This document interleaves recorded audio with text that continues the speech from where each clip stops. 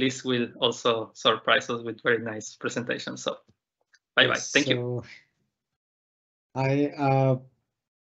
It must be morning your side, early morning, I can say. Good morning, Miss Liji. Good morning, good afternoon, good evening to everyone. Thank you for having me, Rizwan and Satya. It is nice to meet you again. And yes, so today you are presenting on Speech AI, Azure Speech AI, to give voice to our AI application or any application. This is also one of the interesting topic because now the way AI is moving now, I think we need all the features in AI, not only just to respond in text, but also to talk. So yes, let's see from your presentation, you can share your screen and I'll make you live. Oh, sure.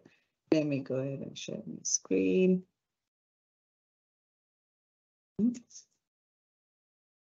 Okay. Okay. Now you are live. You can continue. All right. Thank you. Hello, everyone, and thank you for taking time to join this session. And thank you, Louis. That was a fantastic presentation, as always. So with ChatGPT and OpenAI and everything doing the rounds of these days, we can, as Rizwan said, we have an opportunity to expand any application or any system by means of using voice. An interesting use case that I saw the other day is how instead of using text, instead of using keywords to type into ChatGPT and get a response, which is the usual paradigm, someone created an app using Azure Speech AI to provide an input using voice. So that voice, that speech was being converted into text. The text went into ChatGPT, and then the output, which was text again, was converted back into voice using text to speech. And so it was a far more natural paradigm to interact with ChatGPT, and ChatGPT being one of the several applications that we could voice enable. So hopefully you will find this session engaging and informative to understand how to add and easily be able to add speech AI into any of your existing or your new applications. So a bit about myself. My name is Liji Thomas. I'm a manager with data and AI at Valorem Reply. We're based out of Central US. I'm an MVP in AI, and these are my social credentials if you'd like to stay connected. So I take a step back to sort of set the stage to where Azure Speech AI is and how we came about to it, right? So all over the world now, AI is no longer a hype. It is a reality, and people, businesses, organizations truly understand the benefits of having AI in space. But when it comes to creating AI solutions, there are some imminent challenges that are involved. 51% of organizations believe that they do not have the right resources in place to add AI capabilities. There's always been challenges with data and computation and all of that, but then having the right resources or skill sets continues to be a challenge. And over 80% of technical leaders say that we would have done AI if I had the right resources and the skill sets in place. Now, cloud AI services is a whole category of AI services that are hosted in the cloud. Now, Microsoft has its own offering, so does AWS and GCP and others as well.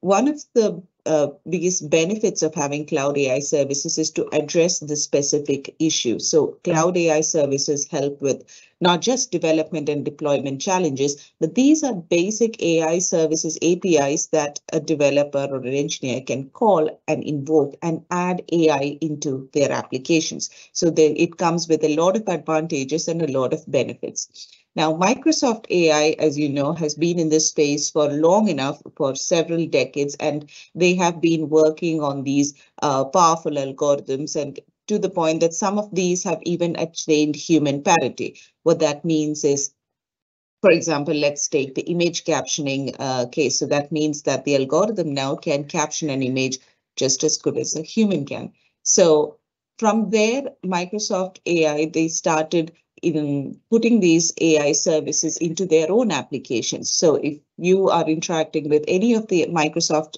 suite of applications today, you may probably not realize it, but there is a lot of AI behind the scenes. Teams is a splendid example of that. Microsoft Outlook, Excel, PowerPoint. And the PowerPoint that when I was creating this, I used PowerPoint Designer and the design ideas on the right hand side, which is essentially AI under the hood. Now, all of these AI services that they put into their own application, at some point, they bundled it and they released it to the developer community so that you and I can use that to build applications. So Azure Cognitive Services are those pre-built AI models or pre-built AI services that we can invoke to add AI into these applications. And that's probably the easiest and the fastest way to add AI into business applications. So if you have an intent of building an intelligent application, like Wally, for example, it is probably possible today by using Azure Cognitive Services. And to just give you a hint of like where this sits in the Azure AI stack, you see that the AI portfolio starts right at the bottom with being able to create custom machine learning models using ML platform. But then you also have the ability for custom AI models where we're talking about Azure Cognitive Services. You have Azure AI Services, the applied AI services, which are more of task-based or scenario-based services.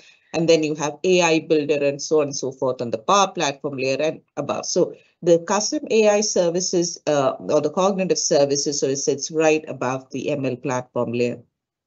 And there are many categories of cognitive services. There is support for vision, for speech, for language decision-making, and OpenAI. So speech is probably the one that we will discuss today, and each of this is worthy of another session in itself. But let's deep dive into speech and see what speech has to offer. So off the cuff, speech service has a number of inbuilt features. Some of those are familiar to us, the speech to text, text to speech, but it also has other features like speech translation, custom keyword, intent recognition, speaker recognition, and so on and so forth. Now, I think it's best to do this and to learn this using a demo before we go into the features itself. So I will switch my screen into giving you a demo of the Speech Studio. So if I can go to my Speech Studio there, let me take that out. So this is the Microsoft Speech Studio. It's a fairly new tool released sometime last year, I believe.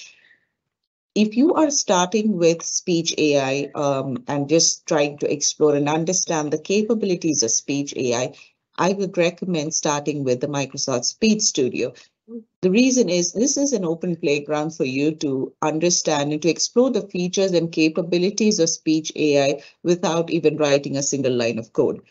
Some of these features require you to have an Azure subscription and create an Azure Speech AI resource to be able to investigate further. But for the most part, you should be able to understand how this behaves without having any resources in place.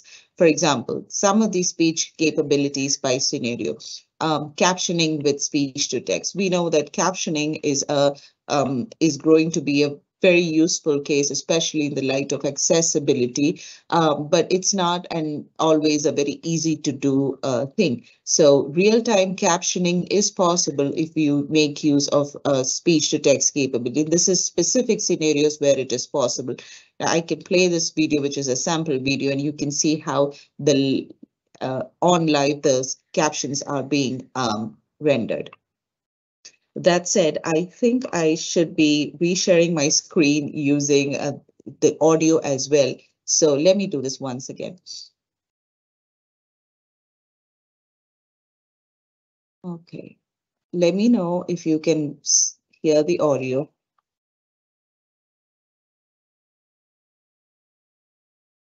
No, we cannot hear the audio. So we can see only the screen. Could you hear the audio? No, not it. Okay, No, let me Liji. try. So I'm going to share, include computer science. There you go. Okay. Also about data, we actually accumulated tons of the data so that this universal model is able to capture the nuance of the audio and generate a more natural voice. I'm assuming you would hear it now. Yes, we can hear you. Okay, thank you. Well, it's important for a speech AI session to have audio. You see, it's half the session doesn't go. So this is the sample code. If you scroll down, you get to see the sample code in whichever language of your choice, C# or Python, and you tend to understand what you can do with that. So this is why I like the speech studio and the playground here, so you can understand what is being produced. It also gives you a quick start and next steps into how to proceed from there. Go ahead and create a speech resource. You following the quick start and just grab that piece of code and you can have an application in no time. So you have you can even bring in your own video to try this out as need be. I show you another example, which is for call center transcription, which is a very common use case here. So imagine you have a call center with thousands and thousands of logs and analytics to take care of, and you want to be able to two things. One, analyze the sentences, what was being said and stuff. And you also need to be able to get a quick call summary of that particular call. So let's see how we can do this using speech analytics. And I'd say before I hit the play button there, please make a note of this toggle switch here. The ability to hide personally identifiable information from call analytics is huge. So if I don't hide that, you would see that the PII information is visible. And if I did turn on that toggle switch, that it is actually being masked. So let's take a look for a sample audio onto how that transcript is being generated. Good afternoon. This is Sam. Thank you for calling Contoso. How may I help? Hi there, my name is Mary. I'm currently living in Los Angeles, but I'm planning to move to Las Vegas and I would like to apply for a loan. Okay, I see you're currently living in California. Let me make sure I understand you correctly. You'd like to apply for a loan even though you'll be moving soon, is that right? Yes, exactly. So you get the idea there. So similarly, the call summary that was generated for that piece of call was, it gives you an issue summary, the resolution summary, so on and so forth. So it's a huge benefit to have this in the call center experience, because we struggle with having to analyze thousands and thousands of calls, but sometimes even required for regulatory or compliance reasons. But you can even try this bringing in your own data and see how the system performs with regards to analyzing sentences and call summaries. So those are two specific scenarios, but then if you want to try out even specific use cases, right, real-time speech to text, I think we're fairly familiar with how this actually works. Hi, I'm presenting at the Global AI Bootcamp Philippines. And then you have that speech to text. It's also created an audio file, which I can download and I can work on that, continue to work on that. The interesting bit is you can also do custom speech. What that means is, sometimes, especially in certain business scenarios, it is required for us to develop custom speech models. Sometimes speaking styles are different, vocabulary is different. There are some industry-specific terminology that we usually don't use on a day-to-day basis, but it's important to understand those terms for that particular scenario. And so it is possible for you to create custom speech models as need be. Pronunciation assessment is a fairly new offering. I see a lot of examples of this, especially in the educational scenario, but you can understand how useful this can be. For example, you can use any of the samples here, or even, bring in your own sample by your own audio sample and take a look at how it analyzes these audio recordings. If I have to take, let's say this particular piece and check out how it's going to analyze the mispronunciations, omissions, insertions, etc. We had a great time taking along. long walk in the morning. Yeah, unfortunately, that long was repeated twice, I believe. So it went for an insertion, it detected an omission, and also there was no mispronunciation. So you get the idea. You get a pronunciation score, accuracy score, fluency, and completeness score. So application of all of this depends on your specific use case. But I think there are so much, compared to where we started with speech AI, which was plain vanilla speech to text, text to speech. Today, you have so many nuances and so many ways in which you can use this. Ultra fine-tuned voice gallery.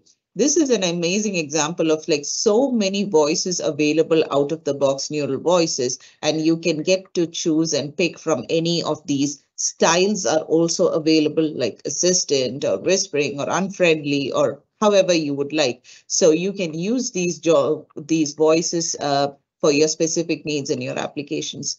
Another one I wanted to show is if any of those voices did not suit your purpose, you always have the provision to create custom voice from the start.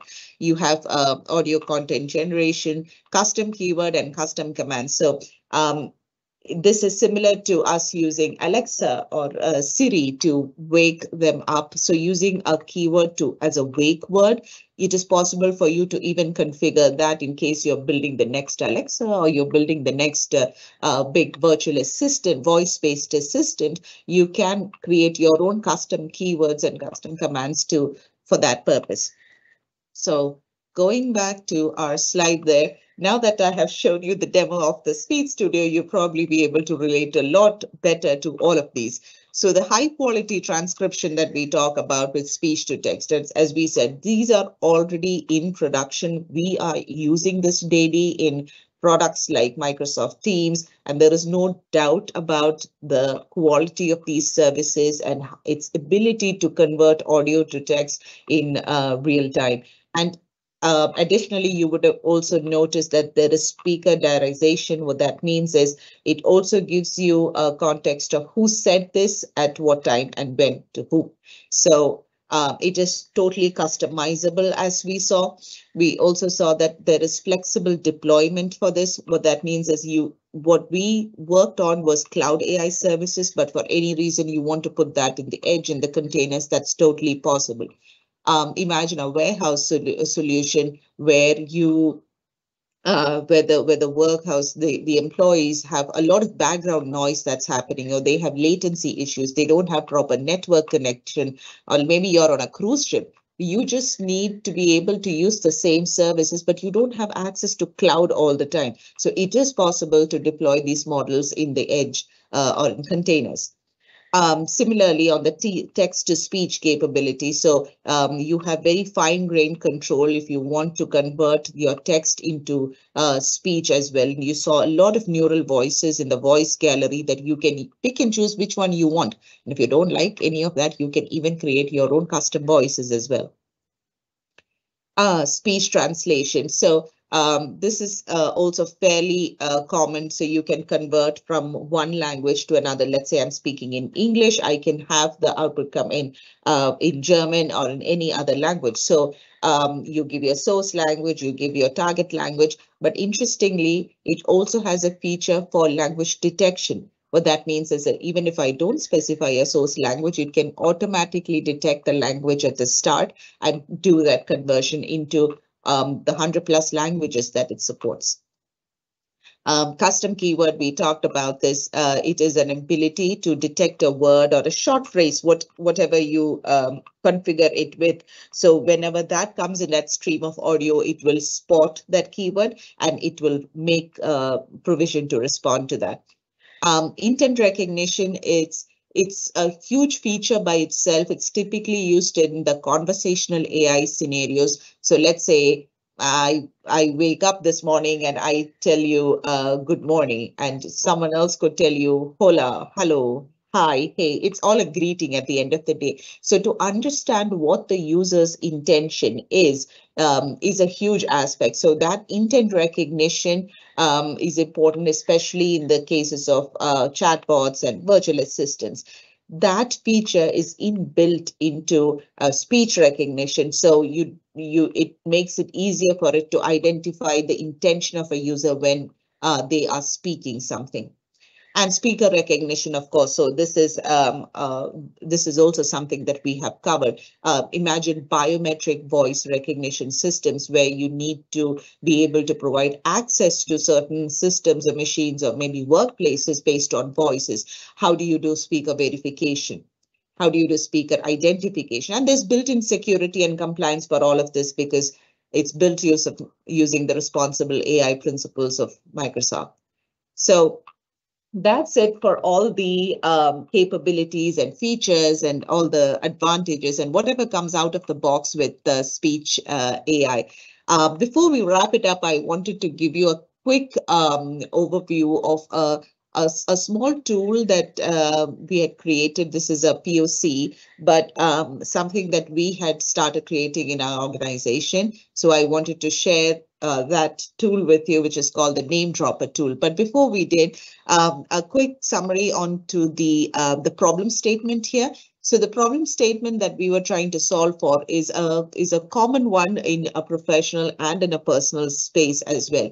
You know, typically our name is a very unique and a very personal identity towards us. But sometimes we have challenges, pronouncing someone's name.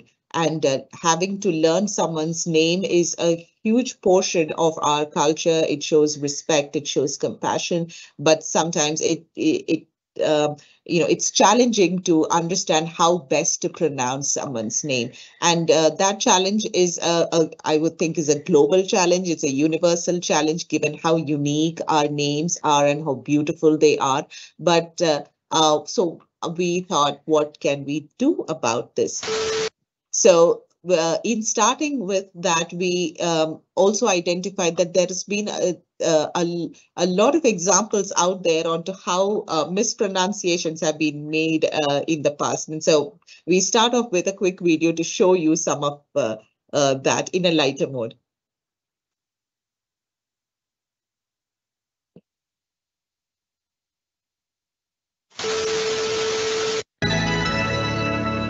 My next guest is Dr. Jimmy Brungus. He's a nutritionist. It's actually Dr. Johnny Bowden. Dr. Johnny Brungus. Iñárritu. I have absolutely no clue how to pronounce this. It's so nice to meet you. I'm a huge fan. Thank you. Yeah. I'm a huge fan of you. Thank you. Yeah. And it's Hassan Minhaj. No. Yes. No. Well, my name is Hassan Minhaj. Oh. The first part of it looks like Aguilera. And Andreas Athen. Easy for you to say. Please welcome the wickedly talented one and only Adele Dazim. So you got that. So it's not been a very easy job to be able to pronounce someone's name. And we've had this for ages and ages. So the proposed solution. How about we do a combination of humans and AI?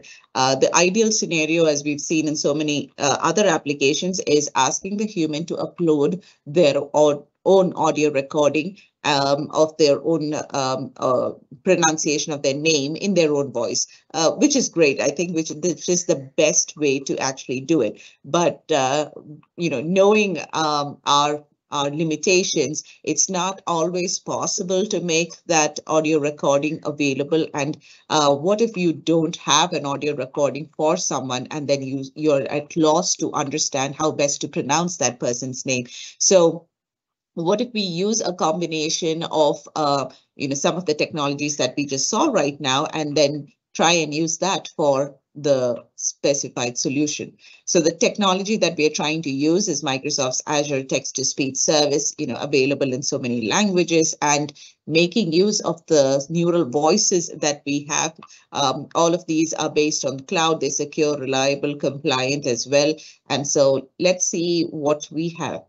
So the tool that we've developed is called the Name Dropper tool, and it is a tool that requires sign in, and then let's say I'm going to find a person who works with me. So so this is used by my peers. So they're going to look for myself, and let's see how it's pronounced. Liji Elizabeth Thomas. So that was how I had approved my name to be pronounced. Now let's try another example.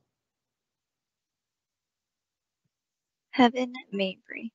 So these are examples of audio recordings that the person had uploaded or person had approved. But let's see, what if someone does not have an audio recording? So the AI service at this point is recommending to hear how it could be pronounced. Aditya KV. So that's a neural voice that pronounced that name, and it was not an official recording from that person because it was not available. Same thing for another person. If we can also understand the location. Arun Jose Matthew. So let's try another location for that same person. Let's see how that's going to be pronounced. Arun Jose Matthew. You'd have noticed the difference there. So knowing that the speech to text can pronounce this, we also say that this has not been formally approved by any of these people. But if for yourself going into your profile, you have two ways to do this. You can either hear the AI service pronounce, and then if you like that, you can immediately save it to your profile. Burton Parker. So you don't have to go through the hassle of the recording your own audio file and then doing that. But you always also have the option to bring that. If you want to record it in your own voice and you want to upload your own voice, that is also totally possible. You see that some of the recordings that you saw in this application was brought in this way. So if you go, if that is provided, obviously that takes a priority, and that is what is made available through the application. But the AI recommendation is also available in case anyone wants to refer to that. Burton Parker. So you get the idea. So it's a combination of human and AI services. The AI recommendation is intended to give sort of a fallback mechanism in case a primary recording is not available for you. So in summary, I think we discussed a lot about the Azure Cognitive Service for Speech, specifically the advantages, the benefits, and some of the demonstrations and use cases for each of this in place. Before I end, I also wanted to provide a slide on responsible AI. It's one that I use in almost all my presentations. You know, Azure Speech AI and all of the other Azure Cognitive Services, as we know, are services that are being developed using responsible AI principles. There are transparency notes for these AI services, etc. But even as developers who put these services into use and create applications, I think it's important for us to keep these responsible AI principles in mind as we develop them. With that, I have some references there where I'm happy to share, and thank you. And I am open to taking questions or any comments. Thank you, Ms. Liji. It was really a good session, and I especially like the last tool you shared. So it is always difficult, you know, when we are traveling, especially when we move to another country. The name is the biggest problem. Like even the same name, the spelling is same. We use, let's say in our country, we call it Jose. Jos, for example, Jos. Yes. And when we come to here, like we have to pronounce that as a Jose. So yes. First time when I was having a team call, he's one of my colleagues.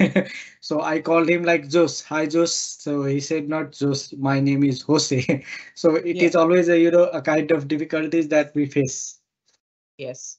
So yes, Jose is a classic example, I would say. I mean, I've made many mistakes myself, I will tell you. But Jose is a classic example, which is why we used it then. And it shows, it depends on where the location is. You know, we could use it differently. And so it was an interesting exercise for us as well to understand how this was being said and used in different parts of the world.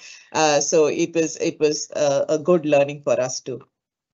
Yes, so that's a good actually tool, and also I think it's a good way of knowing the people name because depend upon the location, the same word get pronounced in different way. That's the beauty of AI having these features. So thank you, Ms. Liji. It was really a good session. And Thank you. I like the tool. Please share those two. The tool name. We'll try something with our side as well. Yeah, Okay. I just It is not. searched it. It's not available, I guess. Yeah, it is not released yet, but I'll see how we can get it out. Thank you so much. Yeah. Thank you. So Yeah, I don't it was see any very nice. question from. Thank you, Liji. Thank you, Sapia. Yeah. Yeah. So I don't see a question from audience. So I'll move forward. Now we are almost into our session. So with this, I'd like to share some more things to our audience. Yeah. So those whoever has attend this session, they have an option to get a badge that is Global AI Bootcamp participant. So you can simply scan this QR code and enter your email address. Those who have registered through our event registration URL, we will definitely give this. We will send them an email with this URL and also the QR code. And let me now move to the next slide. Yeah, so now we have covered almost, yeah, we are in the end of our session. We had several speakers coming with the different topics. Those were all in AI and machine learning. First session was with the design impact with the emerging technology, since now AI is growing and lots of tools are coming. So it is always important to consider those from the design perspective as well. So he shared his thought. Okay, he is a senior product manager and he is mostly looking for the design. So he shared his thought how the AI should deal with the interface. And also we come to learn about the intelligent document processing from our another speaker called Mr. Arjun. So he shared like we have lots of manual document and still we do manual job getting the information from the document. So using cognitive service, we can automate those tasks as well. And the third session was from Mr. Lewis, who shared about OpenAI and ChatGPT. He gave a kind of holistical view about this latest AI ChatGPT, how we can even train with our own data and use it in our application based on our specific need.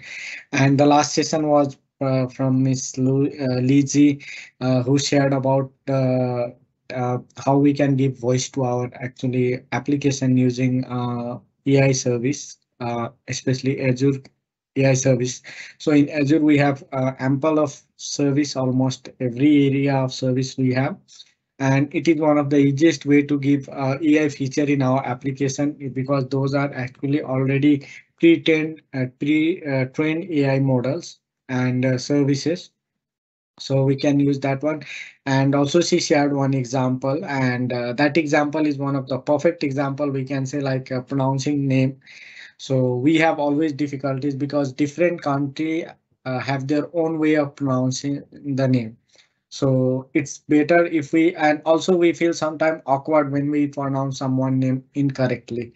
So this can be mitigated with the tools she shared. I look forward to it. And if you have any feedback or any comment, feel free to give the feedback for the event.